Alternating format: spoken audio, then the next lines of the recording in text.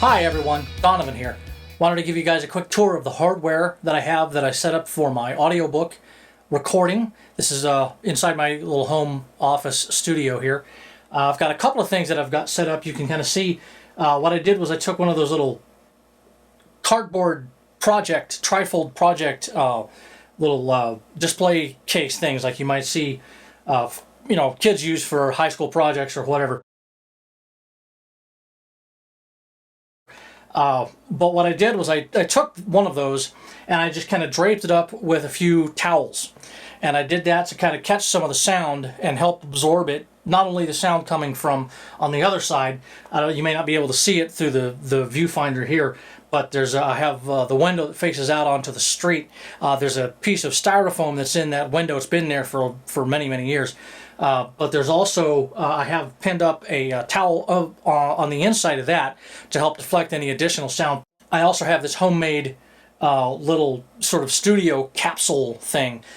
You can buy 99 bucks or so, you can buy one of these that's portable that you can use. In fact, I intend to buy one. I just, at this point in my career right now, I'm starting off at the bare bottom, so I'm doing the best I can to emulate those kinds of hardware pieces, ones that I can't actually pick up. So that's what I have set up here. So this will kind of help to absorb and deaden any noise or extra sounds that will come up. I have the microphone, of course. The microphone, I have the towel here set up so that I can kind of, if I need to adjust it up or down a little bit, since I don't have a very good mic stand. The only stand I have is about that big, and it's on here right now. You can use this to kind of adjust the tilt up and down to get it to where I need it to be for my mouth. I can also move it forward a little bit, back a little bit, like I'm going to do here. I have it on a pillow that is sitting on a little cardboard box that I have. That's just kind of giving it a little extra lift. And I have it set up this way, the way that I have it set up now, because it's going to point at, and I'm going to sit here and speak. I'm going to show you just a little bit how this works here in a second.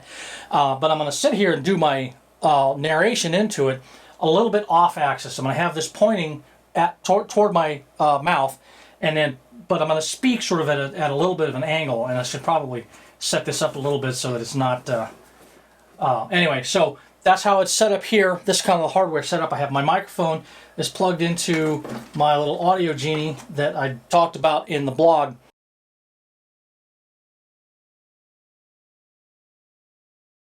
This is set up. I got the gain set up. It's plugged into the computer, and it's via the USB port here. That's all set up. The computer, of course, I have routed to the large monitor so that I can kind of read what I'm doing while I'm doing my narrations. And then I have Audacity up. I've switched over. I have kind of gotten much better with using Audacity, and I think it's a better tool from beginning to end.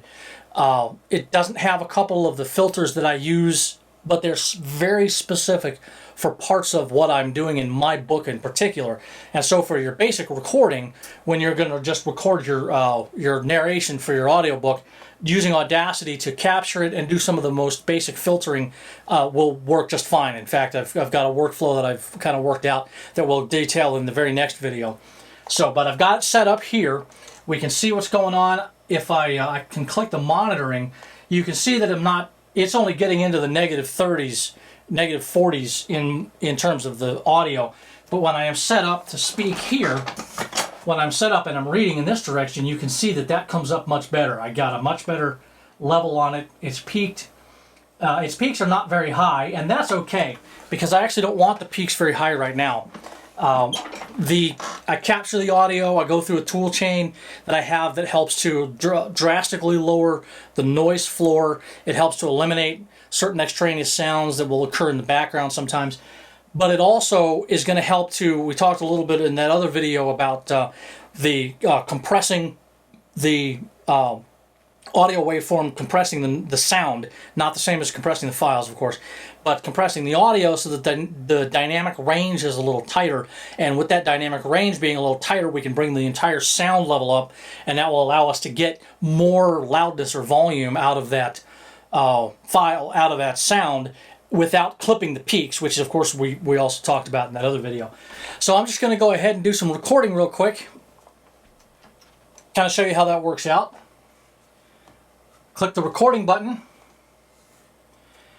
And so the plan here is I click the recording button, and then I switch over to the other app where I can read what's on the screen, and then I take a second and then start reading.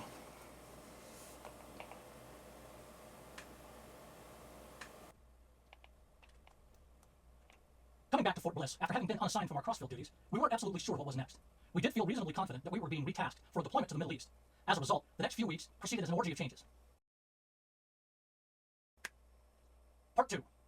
Coming back to Fort Bliss after having been unassigned from our crossfield duties, we weren't absolutely sure what was next. We did feel reasonably confident that we were being retasked for a deployment to the Middle East. As a result, the next few weeks proceeded as an orgy of changes. So you can kind of see how I went through that. You saw me snap a couple times. I went up and snapped my fingers right in front of the mic, and that was my that's my visual and audible cue later when I look at the waveform where I made a mistake. And that happens sometimes. I know people who clap or cough. I actually don't recommend using your voice for that because it can kind of disrupt what how your flow is, how you're working. And coughing in particular is kind of a strain. So what I recommend is a clap or a snap. Some people use the little clicker. You can find those little clicker, the toys that kids have, and that makes a really good tool for that as well. Because you make a mistake, you sit for a second, you make the click, you wait, and then you start over again from the last natural pause.